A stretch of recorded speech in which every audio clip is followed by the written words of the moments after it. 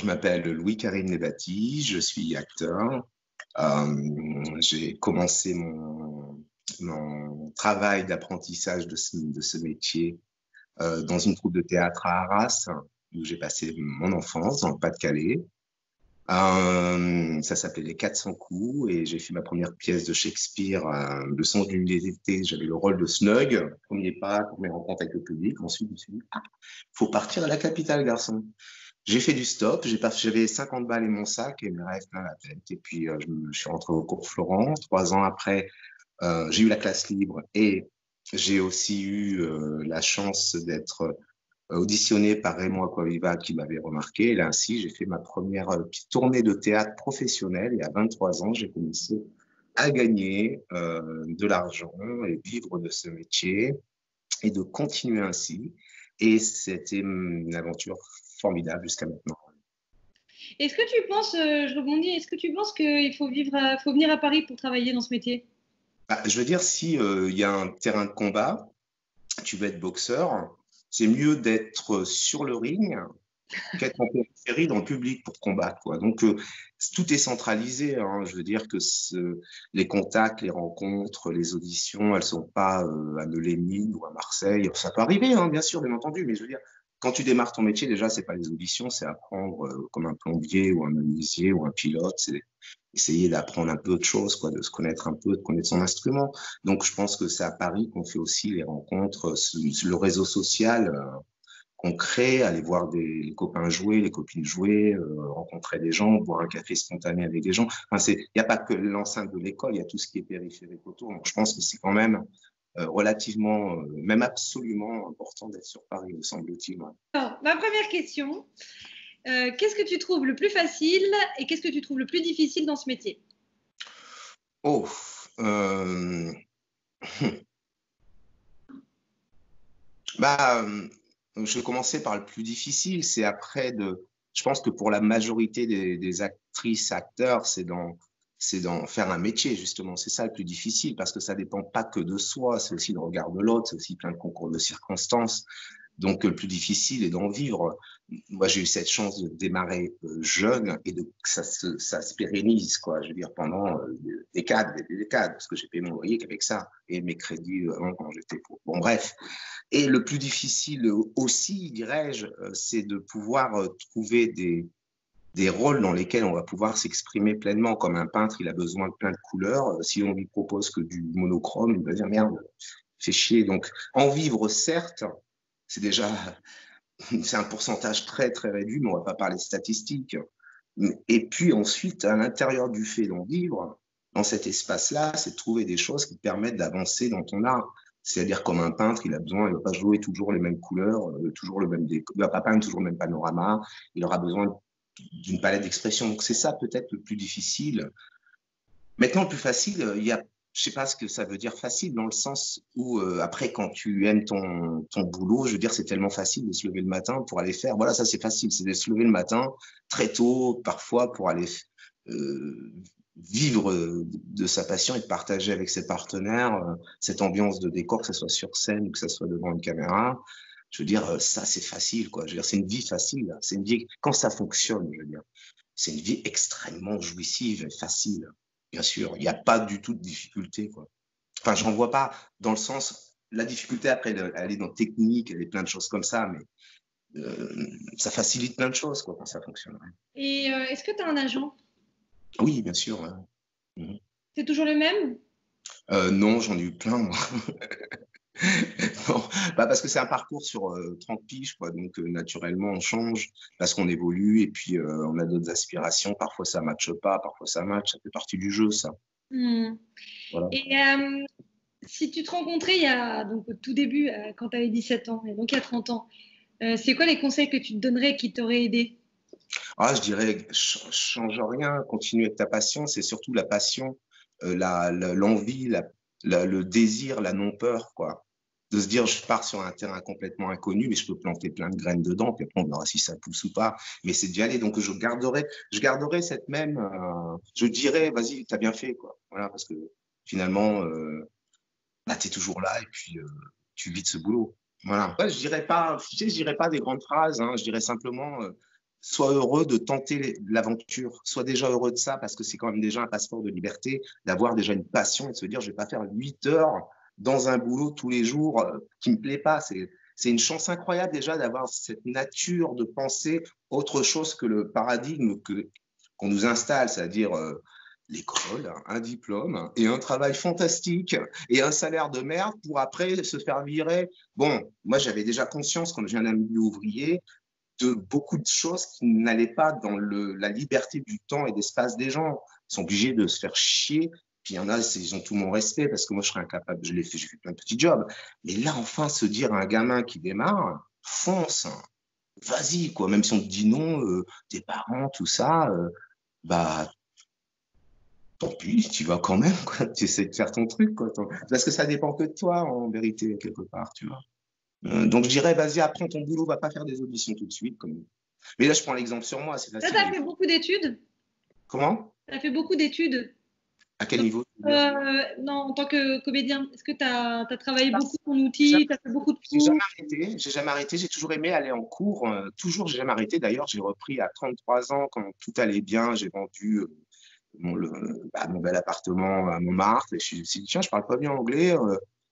J'arrête tout. J'ai quitté une grande agence et puis je suis parti avec ma moto, ma Harley, je l'ai mis dans l'avion et je suis parti aux États-Unis pour rentrer la célèbre école de l'Actor Studio, là, qui était non pas pour me dire, tiens, je suis membre de l'Actor Studio, machin, c'était juste parce que je pouvais travailler des auteurs.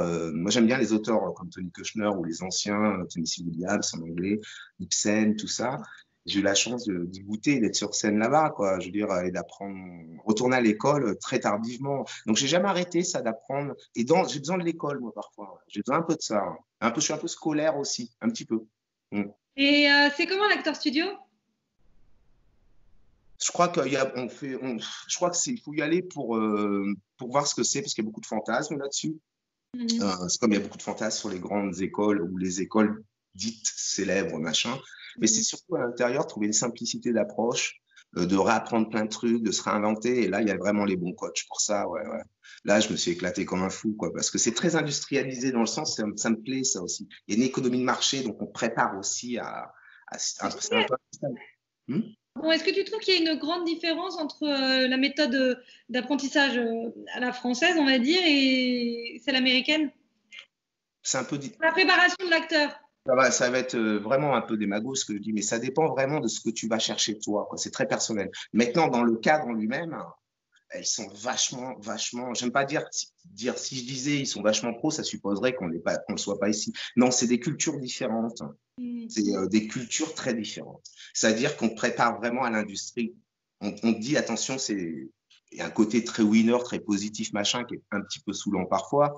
Mais d'un autre côté, il y a aussi la matière pour te donner des cours à comment rentrer dans un casting. On ne fait pas la bise, on ne serre pas la pince, on ne va pas parler de la pluie du beau temps en se faisant la bise là-bas. Le temps, c'est l'argent. Donc, on te demande d'être efficace en peu de temps. Et ça te donne un certain défi parce que ils vont aller à l'essentiel, quoi.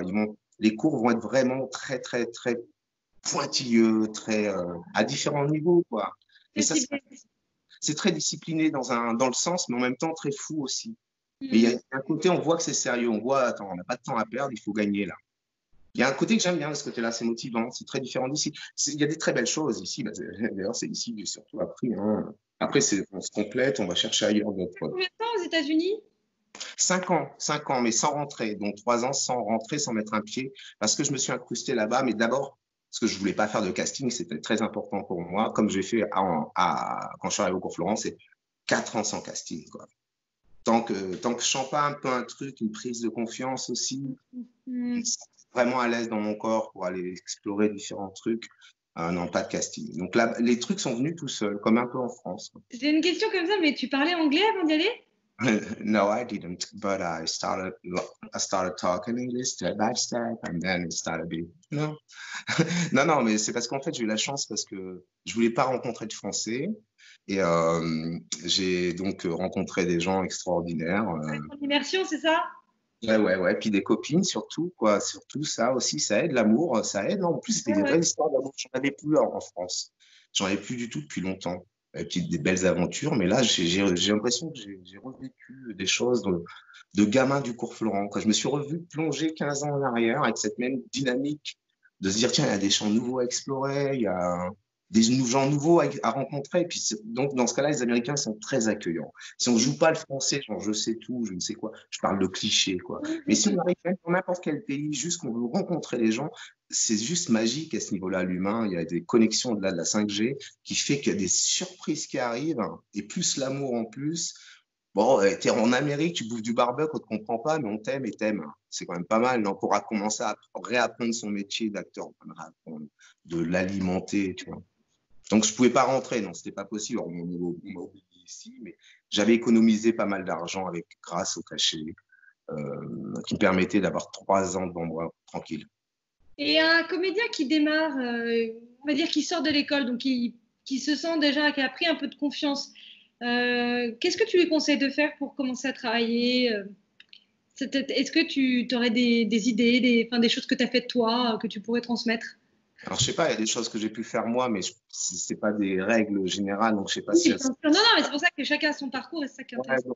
Dans l'idée, je pense que c'est aussi d'abord d'essayer de trouver un agent, parce que maintenant, puis même avant, quoi, ça marche comme ça, c'est eux qui sont avertis des castings, de faire des spectacles. Mais d'abord, j'irais surtout de faire pas mal de spectacles, de choses comme ça aussi, de tenter des aventures, de tenter des choses, d'aller sur scène au mieux qu'il soit possible, même si c'est pas payé, mais de trouver une valeur ajoutée dans l'apprentissage et le partage avec, enfin de tout, d'aller devant le public parce que c'est se mesurer aussi, c'est magique tout ça. Et bien sûr, pour l'aspect un peu plus pragmatique d'avoir un agent et de commencer des auditions dès lors que la personne se sent à l'aise pour le faire. Donc, le plus dur est de trouver un agent.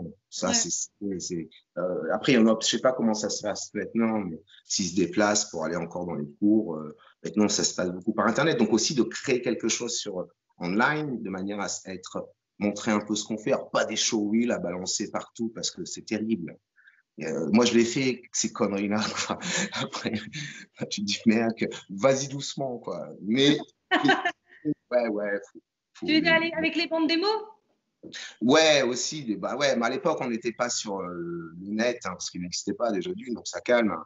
Mais c'était un peu la même chose aussi, de temps. Enfin, non, un peu différent, parce que maintenant, c'est instantané, c'est la vitesse lumière. Tout de suite, tu postes un truc pourri, tout le monde le voit. Merde, attendez! J'ai pas eu le temps.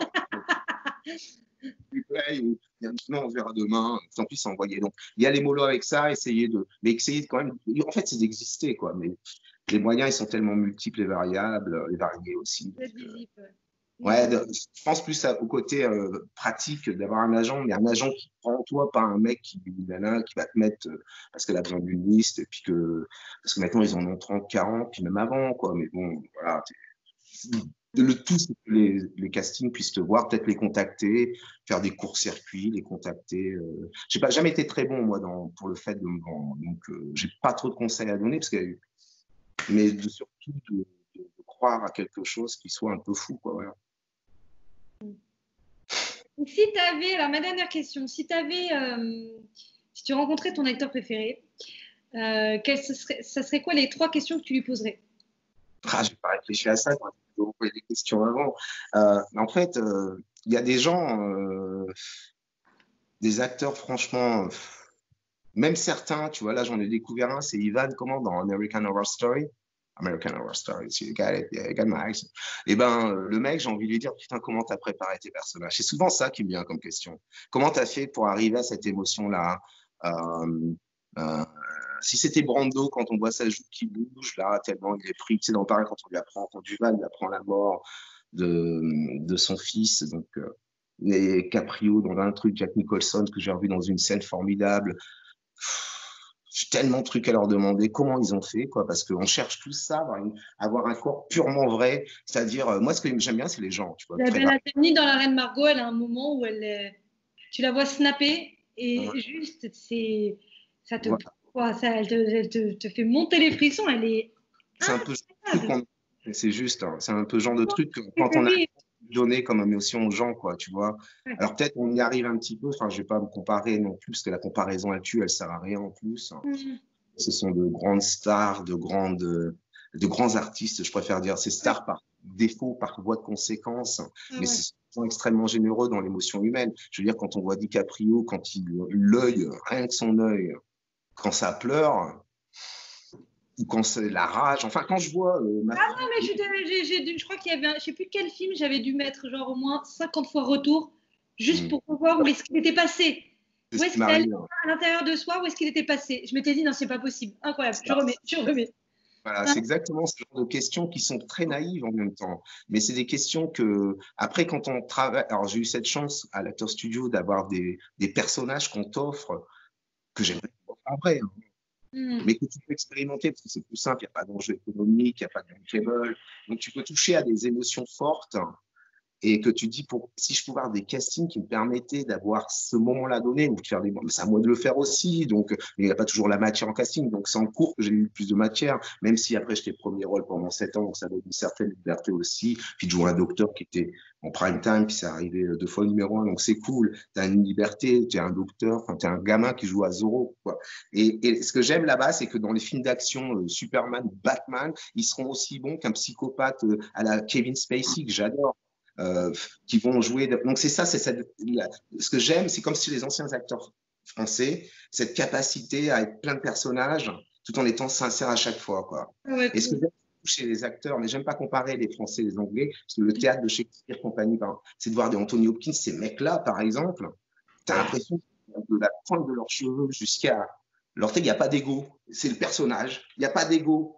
C'est quand même fascinant, cette capacité mentale à pouvoir être plongé. Donc, moi, je cherche toujours ça. Hein, puis d'essayer de donner ce que je ressens, même, attends, je parle des grosses têtes d'affiches et tout ça, mais attention, je regarde Netflix, je découvre parfois que ça soit de la vingtaine à 60 ans, des nouveaux acteurs que j'ai jamais vus. Mais bon, il n'y a que les pays étrangers pour faire ça en France, on n'ose pas trop. Il y a plein de gens qui sont super bons. La plupart des bons, je les ai rencontrés hors plateau. Les vrais bons. Hein. Ah ouais, sur le théâtre ou autre, c'est hors plateau. Hein.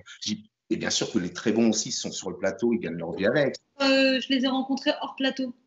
Bah, c'est-à-dire hors plateau, c'est-à-dire que c'est des gens qui ne travaillent pas beaucoup, mais que quand tu les voyais travailler un petit peu à l'étranger, quand tu vois, tu dis, mais comment ça se fait qu'en France, bah ouais, mais bon, c'est la vie, hein, c'est comme ça, c'est un peu la sélection naturelle aussi, j'en sais rien, quoi, c'est il y a plein de variables et de facteurs qui fait qu'on ne prend pas certains, on prend d'autres. Pourquoi on m'a pris alors que moi, je n'avais jamais travaillé pour la télé, je n'avais jamais fait une seconde de rôle, puis je deviens un premier rôle en docteur prime time pour un rôle d'un type européen, que c'est France Télévisions, c'est pas les producteurs, les castings, et ils ont choisi, hein, non, non, c'est France Télévisions, ils ont dit oui, pourquoi pas. Et ça a fait 6 millions de téléspectateurs après 7. Donc, c'est un conte de fées, ce que j'ai vécu. Parce qu'à 27 ans, tu peux te payer ta Harley avec ton boulot, puis tu as le temps de faire plaisir à ta famille, à tes amis, alors que tu viens avec 50 balles à Paris, c'est génial. Mais et là, j'ai vu aussi, alors, on a un petit sentiment d'imposture qui peut arriver, mais surtout quand ça marche, parce qu'on se dit pourquoi, mais il ne faut pas non plus se matraquer la tête, parce qu'à côté, tu dis ouais, c'est génial, super, merci, quoi.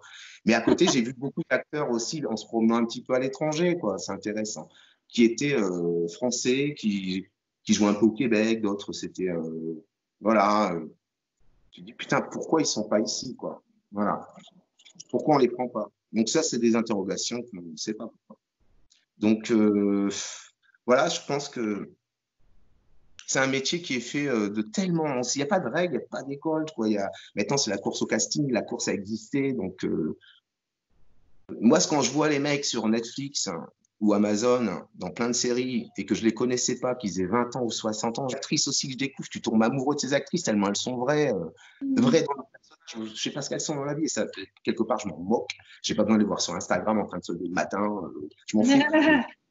Mais de voir le travail, c'est le travail qui m'intéresse. J'aime bien l'artisanat, donc quand je vois des acteurs, actrices qui arrivent à être généreux dans ce qu'ils font, ça inspire quand même. Hein. C'est un métier qui devrait être dans l'idéal, ça devrait être ça, quoi.